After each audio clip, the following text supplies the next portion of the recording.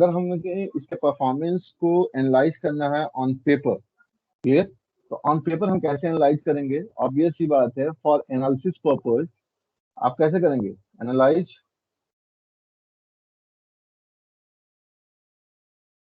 It on paper. अगर आपको कोई भी थ्री फेज सिस्टम एनालाइज करना ऑन पेपर तो आप कैसे एनालाइज करते हैं? पर फेज एनालिसिस करते हैं। आप एनालिसिस क्या करेंगे? पर फेज एनालिसिस करेंगे, यानी जो भी सर्किट ड्रॉ करेंगे आप वो पर फेज सर्किट होगी, क्लियर। उस पर फेज सर्किट को हम एनालाइज करते हैं। ट्रांसमिशन लाइन की अगर हम बात करें तो ये हमारा पर फेज, अगर हम इसको ड्रॉ करें तो एक सिंगल लाइन डायग्राम मान लो मैं ड्रॉ कर रहा हूँ, ये मेरा ट्रांसमिशन लाइन है, ये उसका रिटर्न पार्ट है, क्लियर, ठीक है। तो यहाँ पे क्या होगा? यहाँ पे अगर हम बात करें तो यहाँ पे मेरा सोर्स लगा होगा, ये एक सोर्स होगा, क्लियर। और यहाँ पे मेरा क्या अटैच होगा? यहाँ पे हमें सप्लाई देनी है, ये हमारा लोड होगा, ठीक है,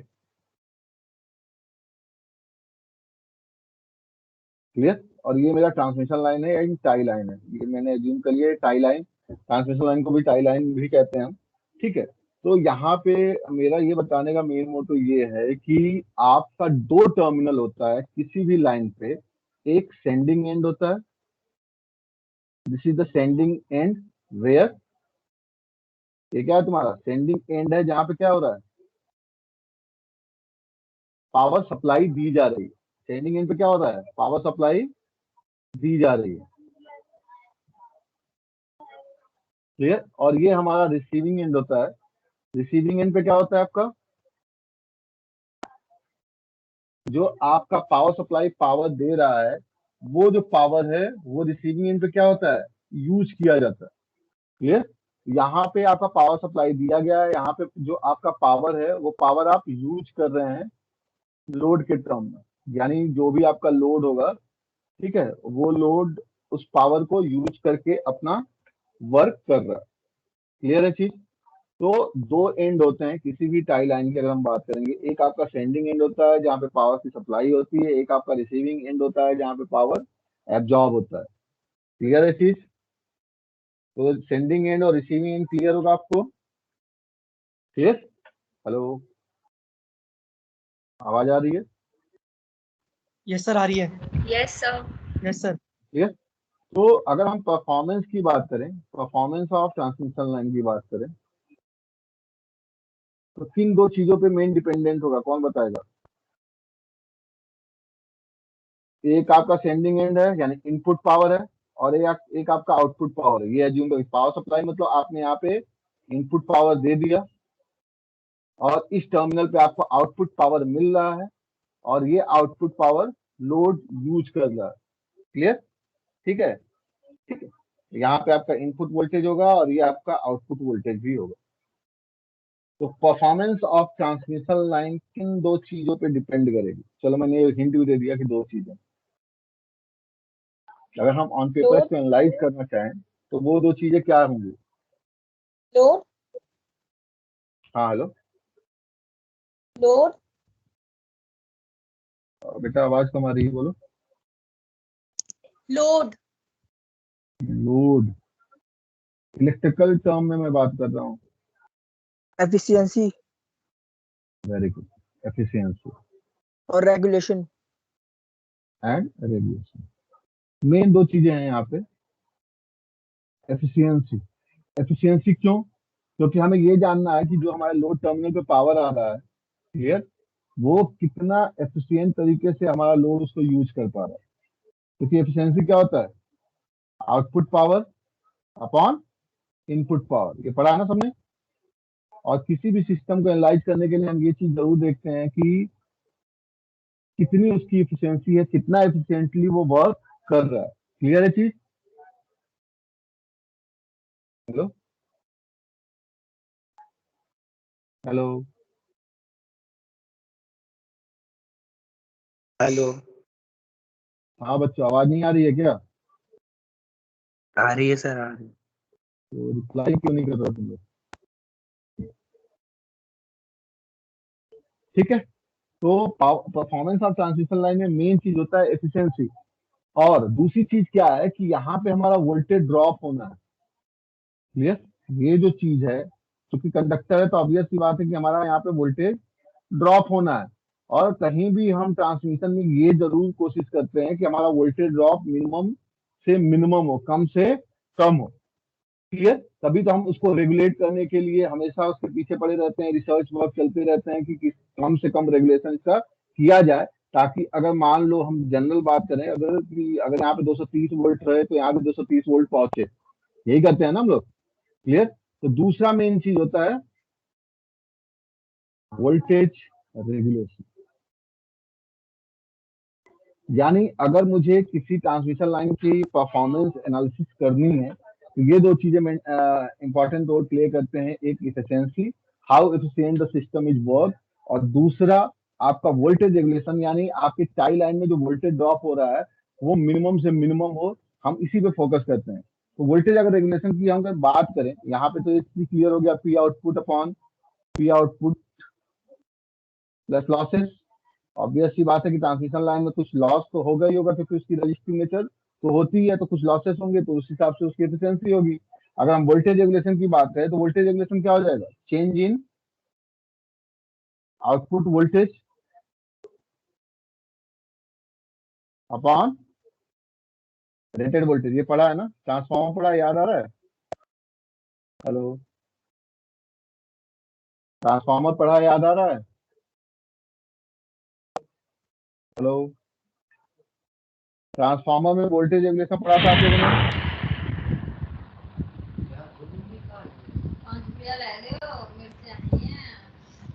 किसी ने ट्रांसफॉर्मर में वोल्टेज रेगुलेशन नहीं पढ़ा था? सर पढ़ा था, बट एक बार आप रिवाइज करा दीजिए। वो तो मैं कराऊंगा ही, तो मैं बस पूछ रहा हूँ वोल्टेज रेगुलेशन पढ़ा था कि नहीं हाँ पढ़ा सर था? पढ़ा था वोल्टेज सर। रेगुलेशन क्या होता था वहां पे? नो लोड पे कितना वोल्टेज है? देखो यहाँ पे वोल्टेज रेगुलेशन हम देखेंगे चेंज इन आउटपुट वोल्टेज, यानी आपका जो अगर लोड होगा तो कितना वोल्टेज होगा, लोड नहीं होगा यानी अगर हम एक बार हम लोड को नहीं लेंगे तो ऑब्वियस सी बात है सर्किट ओपन हो गया, कोई करंट का फ्लो नहीं होगा, यानी ये वोल्टेज बराबर ये वोल्टेज हो जाएगा। ठीक है? यानी input voltage equal to output voltage, कोई रेजिस्टेंस कोई करंट फ्लो नहीं होगा तो वोल्टेज ड्रॉप नहीं होगा, जब वोल्टेज ड्रॉप नहीं होगा तो output voltage equal to input voltage के बराबर हो जाएगा। तो चेंज इन आउटपुट वोल्टेज का मतलब क्या हो गया? नो लोड कंडीशन से फुल लोड कंडीशन में जाने पे जितना चेंज इन वोल्टेज हो रहा है, और ये मैग्नीट्यूड होता है, this is not the phasor quantity, all the efficiency and voltage regulation are the magnitude quantity. ये चीज ध्यान रखिएगा, इन मॉड ऑफ VNL माइनस मॉड ऑफ VFL। और रेटेड वोल्टेज की अगर हम बात करें तो यहाँ पे रेटेड वोल्टेज हम फुल लोड पे ही डिसाइड करते हैं कि लोड कंडीशन पे, रेटेड लोड कंडीशन पे हमारा आउटपुट वोल्टेज कितना आ रहा है वो डिसाइड करता है कि वही उसका रेटेड वोल्टेज। क्लियर? जबकि ट्रांसफार्मर में हमने क्या पढ़ा था? रेटेड वोल्टेज नो लोड के बराबर होता है, यानी जितना आउटपुट वोल्टेज आ रहा है रेटेड कंडीशन पे, यानी E2 की वैल्यू जो आती थी वही आपकी क्या हो जाती थी? रेटेड वैल्यू हो जाती थी। लेकिन यहाँ पे क्या है? लोड के अकॉर्डिंग हमें देखना है, तो लोड के अकॉर्डिंग जितना आपका आउटपुट वोल्टेज आ रहा है वही आपका रेटेड वोल्टेज है। रेटेड वोल्टेज मतलब रेटेड लोड, रेटेड लोड का मतलब फुल लोड। क्लियर है चीज? वोल्टेज रेगुलेशन क्लियर है? Yes sir. ठीक है। तो इसी को कई बुकों में कुछ अलग तरीके से लिख दिया है। जैसे एफिशिएंसी को अगर लिखना है तो एफिशिएंसी को आप क्या लिख सकते हैं? अगर हम सेंडिंग एंड और रिसीविंग एंड के टर्म में लिखना चाहे तो क्या लिख सकते हैं? पावर डिलीवर्ड एट, कहाँ पे डिलीवर्ड हो रहा है पावर? पावर कहाँ डिलीवर्ड हो रहा है? हेलो? पावर किस एंड पे डिलीवर हो रहा है? Receiving end. Receiving end. Power delivered eight receiving end upon power power send from. बस ये लैंग्वेज में लिखने की बात है। सेंडिंग है, ऑब्वियस सी बात है कि जो इनपुट पावर है वो सेंडिंग एंड से भेजा जा रहा है, और जो आउटपुट पावर है वो लोड द्वारा रिसीव किया जा रहा है, या जितना पावर डिलीवर्ड हो रहा है एट रिसीविंग एंड पे, और अपॉन जितना पावर सेंड हो रहा है सेंडिंग एंड पे। इसी को एक लैंग्वेज दे दिया गया, वो सिंपली पावर आउटपुट अपन पावर इनपुट ही है, कुछ अलग चीज नहीं है यहाँ पे। क्लियर? ठीक है। अगर हम परसेंटेज वोल्टेज रेगुलेशन निकालना चाहें या परसेंटेज एफिशिएंसी निकालना चाहें तो क्या करते हैं, सिंपली 100 से मल्टीप्लाई कर देते हैं, यही करते हैं ना हम लोग। हेलो हेलो बच्चों, hello. Yes, sir. Yes, sir. आवाज कुछ माइक्रोसॉफ्ट टीम में गड़बड़ चल रहा है क्या, आवाज वगैरह क्यों नहीं आ रही है? Yes sir.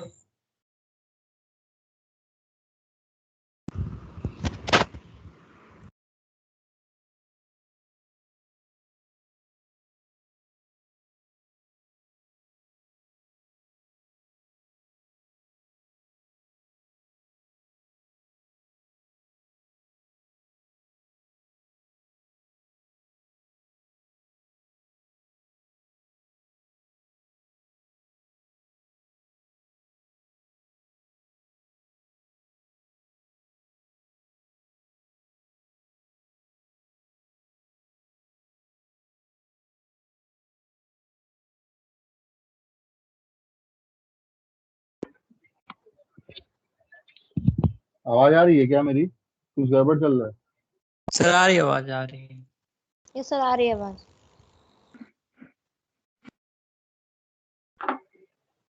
प्रॉब्लम था, ठीक है। तो वोल्टेज रेगुलेशन या एफिशिएंसी अगर हमें परसेंटेज में निकालना है तो सिंपली हम 100 से मल्टीप्लाई कर देते हैं, यही हमें पता है, क्लियर। ये तो सब लोग जानते हैं, तो अंडरस्टूड है। यानी परफॉर्मेंस ऑफ ट्रांसमिशन लाइन का मतलब ये होता है कि इन दो चीजों को हमें इवेल्युएट करना होता है, और ये दो चीजें हमें बता देती हैं कि वोल्टेज ड्रॉप कितना लाइन में हो रहा है या पावर लॉस कितना लाइन में हो रहा है, वही उसकी परफॉर्मेंस एनालिसिस हो जाती है, क्लियर, ठीक है। नेक्स्ट टॉपिक की तरफ बढ़ते हैं, क्लासिफिकेशन ऑफ लाइन।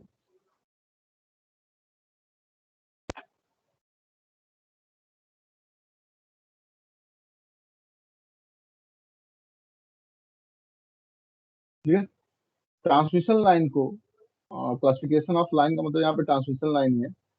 अगर हम ट्रांसमिशन लाइन की बात करें तो उसके लेंथ के बेसिस पे उसको 3 कैटेगरी में डिवाइड किया गया, क्लियर। तो इफिशियंसी और वोल्टेज रेगुलेशन रिकॉल कराने की जरूरत नहीं है ना, अब क्लियर हो गया ना?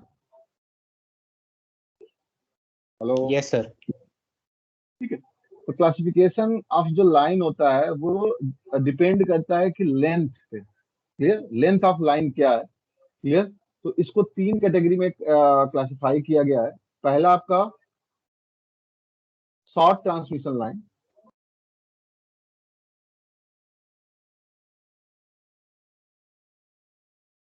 second one is the medium transmission line,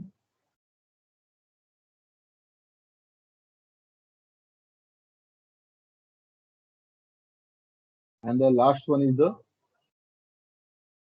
long transmission line.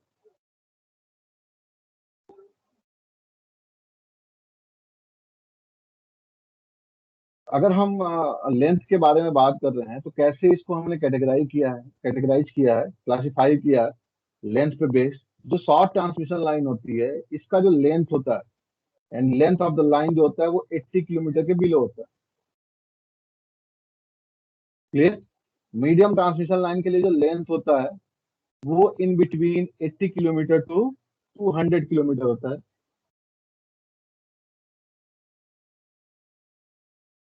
And long transmission line के लिए जो लेंथ ऑफ लाइन होती है वो 200 किलोमीटर से ऊपर होती है, क्लियर।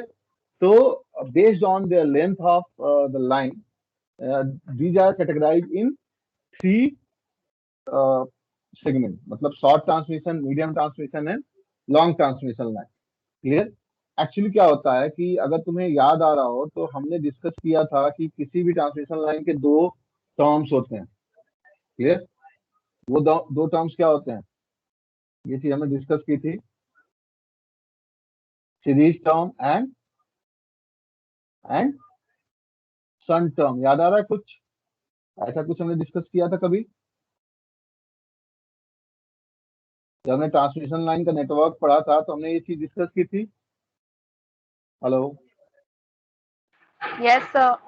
Yes, sir. तो सीरीज में क्या होता है कि रेजिस्टेंस होता है लाइन का और उसका इंडक्टेंस होता है, यानी उसका इंडक्टिव रिएक्टेंस होता है। और शंट में क्या होता है, कंडक्टेंस होता है, यानी जो डाइलेक्ट्रिक लॉस को रिप्रेजेंट करता है। और दूसरा क्या होता है, कैपेसिटेंस होता है लाइन का। यानी इसके दो पैरामीटर्स हो गए, यानी एक सीरीज पैरामीटर हो गया और एक आपका शंट पैरामीटर हो गया। तो एक चीज ध्यान रखना आप लोग, ये नेटवर्क में भी आपने बहुत अच्छे से पढ़ा था कि जब हमने फोस्टर और कॉ रियलाइजेशन किया था तो वहां पे हमने सीखा था कि जो सीरीज होते हैं वो हमेशा जेड पैरामीटर्स होते हैं और जो शंट होते हैं वो हमेशा वाई पैरामीटर्स होते हैं। यानी सीरीज एलिमेंट क्या होता है, इम्पिडेंस होता है, और शंट एलिमेंट क्या होता है, एडमिटेंस होता है। क्यों? क्योंकि शंट के केस में अगर आप इक्विवेलेंट निकालते हैं शंट पैरामीटर्स को, तो इक्विवेलेंट क्या आ जाता है, सिंपली सम का, शंट एडमिटेंस का सम आ जाता है। अगर इक्विवेलेंट वैल्यू निकालें, अगर बहुत सारे शंट एलिमेंट एक दूसरे के पैरेलल में जुड़े हुए हैं तो उसका इक्विवेलेंट एडमिटेंस क्या होगा, ऑब्वियस सी बात है कि सारे एडमिटेंस का इंडिविजुअल सम। इसी तरह अगर सीरीज एलिमेंट को हम इम्पीडेंस में रिप्रेजेंट करते हैं तो अगर हमें इक्विवेलेंट निकालना है तो इक्विवेलेंट में क्या हो जाएगा, सबका इम्पीडेंस का सम। ये तो पढ़ा है ना सबने। ये वाई इक्यू का मतलब क्या हो गया, 1/z equivalent equal to 1/z1 plus 1/z2 plus 1/z3। यही होता है ना पैरेलल में। Hello, Yes, sir.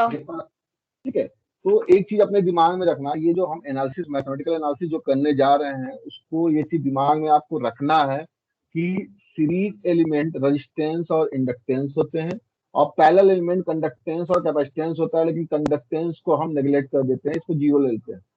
क्यों ले लेते हैं? क्योंकि इसकी वैल्यू, मतलब इसका जो लॉस टर्म होता है वो काफी कम होता है, इसलिए हम प्योर कैपेसिटेंस मान के चलते हैं कि हमारा जो एडमिटेंस टर्म है वो प्योर कैपेसिटेंस है। क्लियर? लेकिन हम यहाँ पे केवल जेड और वाई के टर्म में सारी एनालिसिस करेंगे और जेड और वाई के टर्म में ही लिखेंगे क्योंकि ये कॉम्प्लेक्स टर्म है। कभी भी ध्यान रखना, Z and Y is the complex term, it is not a magnitude. Z R plus J X आएगा, वाई क्या आएगा, समथिंग जी प्लस क्या आ जाएगा, 1/jxc, यही आएगा ना। हेलो, मतलब जी प्लस जे एक्स सी। अगर हम y की बात करें, यहाँ पे हम देखें तो y इक्वल टू क्या आएगा, g plus J omega C. अगर z की बात करें, z क्या आ जाएगा, r plus J omega. Clear है चीज? Hello, hello,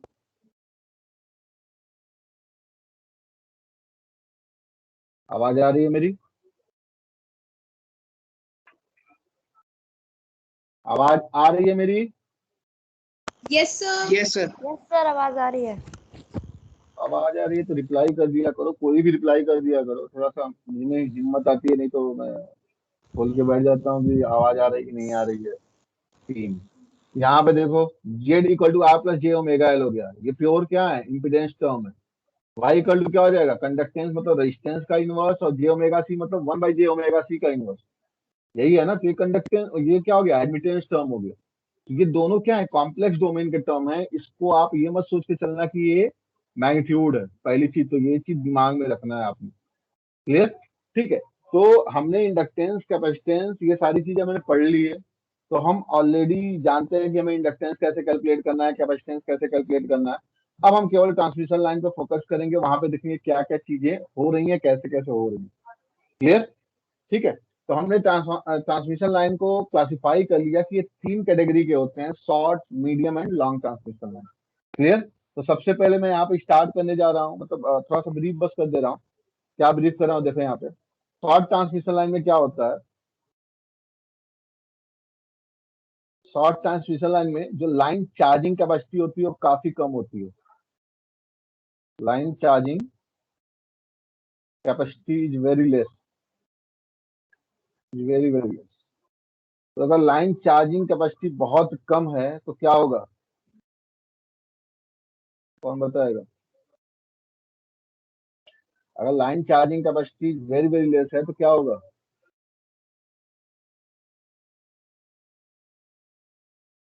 hello,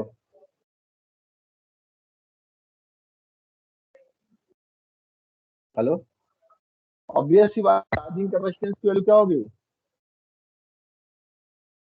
charging capacitance की वैल्यू क्या होगी, इज ऑल्सो कम होगी। Very less. जब ये लेस होगा तो हम यहाँ पे चार्जिंग कैपेसिटेंस को नेग्लेक्ट कर देंगे। Charging capacitance is neglected, conductance already neglected है। क्लियर?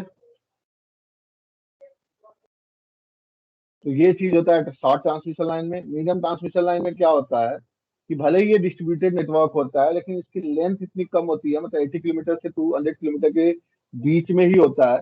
तो इससे हम एनालाइज करते हैं, एनालाइज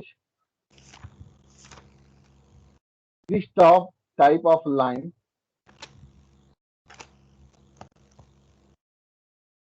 एज लम्प्ड नेटवर्क। हम ये एज्यूम कर लेते हैं, लम्प्ड का मतलब ये होता है कि एक फाइनाइट वैल्यू का आप इम्पीडेंस यूज कर लेते हैं पूरे लेंथ के लाइन के लिए, एक फाइनाइट वैल्यू का एडमिटेंस यूज कर लेते हैं और उसको एक इक्विवेलेंट इम्पीडेंस और इक्विवेलेंट एडमिटेंस से रिप्रेजेंट कर देते हैं। क्लियर? और उसकी एनालिसिस मैथमेटिकली कर लेते हैं। ये लम्प नेटवर्क होता है, भले ही ये डिस्ट्रीब्यूटेड है, ये डिस्ट्रीब्यूटेड ही है, लेकिन ये हम अप्रोक्सीमेशन करते हैं। ठीक है, ये हम अप्रोक्सीमेशन करते हैं और ये एक लम्प्ड नेटवर्क होता है। ठीक है, अप्रोक्सीमेशन करके हम इसे as a lumped network analyse करते हैं। ठीक, ये दो तरह के होते हैं, नॉमिनल वर्ड इसीलिए यूज किया गया है कि आपने अप्रोक्सीमेट करके इसको इस टाइप के नेटवर्क में कन्वर्ट किया, नॉमिनल टी एंड नॉमिनल पाई। अभी हम देखेंगे एक एक करके, जब एनालिसिस करेंगे तो देखेंगे कैसे हो रहा है। ठीक, और लॉन्ग ट्रांसमिशन लाइन में आप कोई छेड़छाड़ नहीं कर सकते, क्योंकि बहुत वाइड लेंथ का, बहुत ही लॉन्ग लेंथ का ये लाइन हो जाता है। तो ये इसको हम जब सॉल्व करेंगे ना, सॉल्व या एनालाइज और एनालाइज एज डिस्ट्रीब्यूटेड नेटवर्क, आप इसको डिस्ट्रीब्यूटेड नेटवर्क के तौर पे ही एनालाइज करेंगे। अब इस डिस्ट्रीब्यूटेड नेटवर्क को हम